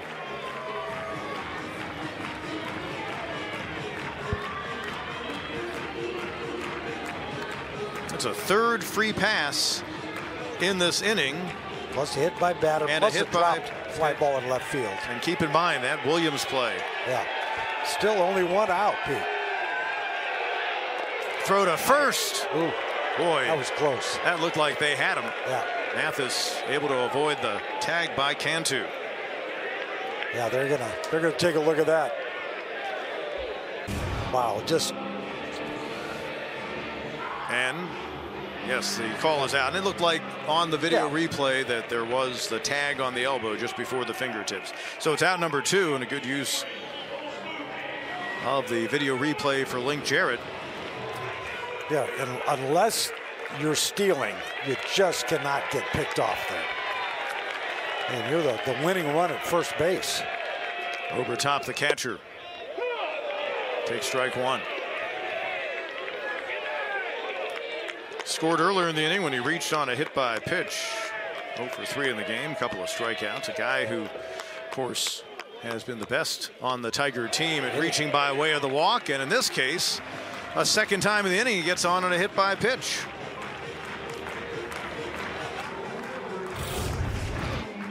Came up and in on him.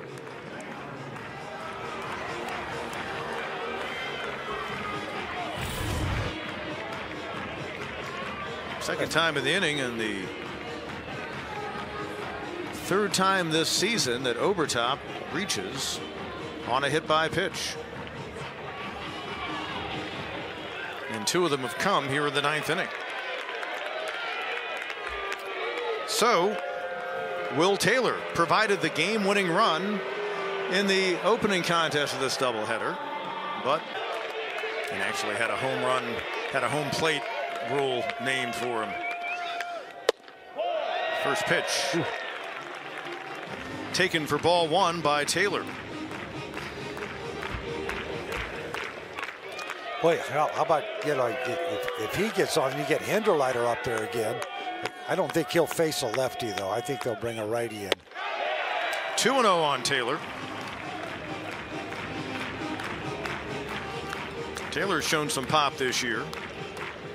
5 home runs for the Tiger Jr. Out of Irmo, just outside of Columbia. Awaiting a 2-0 pitch. Outside corner for strike 1. Yeah, a little surprised there wasn't a pitch runner. Somebody a little faster there at first base. Here comes the 2-1 pitch. Stays high. Taylor might have had an infield RBI single in the opening inning had he been able to get a little chopper past the pitcher Arnold, who came off the mound. Really made a nice great play and yeah. left the runner stranded at third.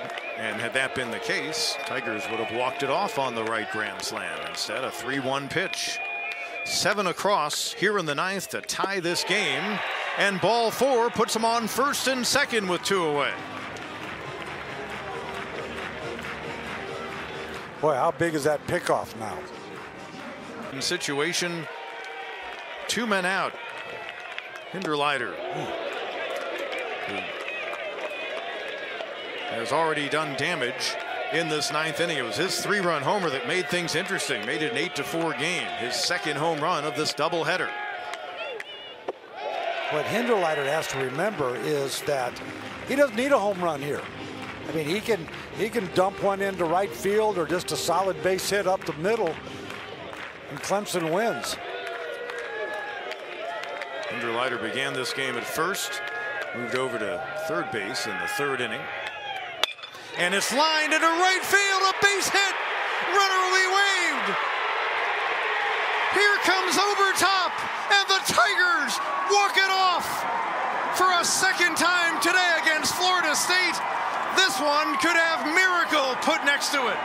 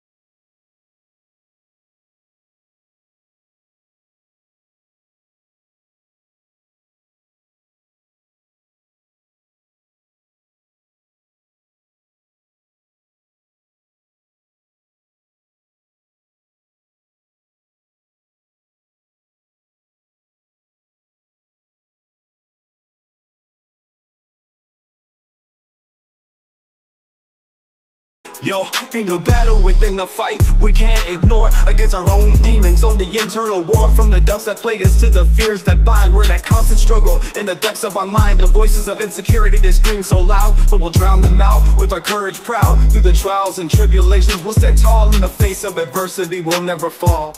It's a struggle within against our own doubt, but we'll fight through the darkness and find our route. In the battle against ourselves, we'll find our light and emerge victorious in the shining light.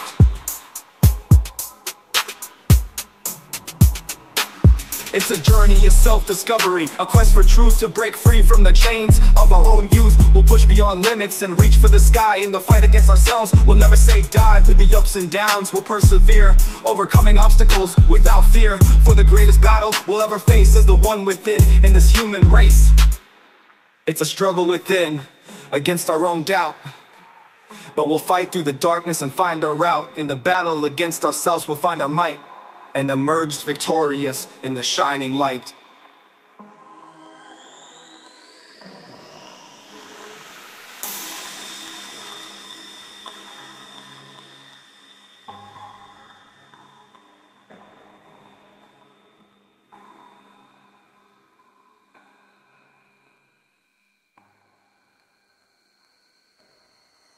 So as we face the challenges that lie ahead, let's remember the strength that lies within instead. For in the fight against ourselves, we'll find our truth, and in the struggle within, we'll find our youth. Yeah. In the melody of life, let's take a stand against our own demons hand in hand. For in the battle against ourselves, we'll rise and conquer our fears, reaching for the skies.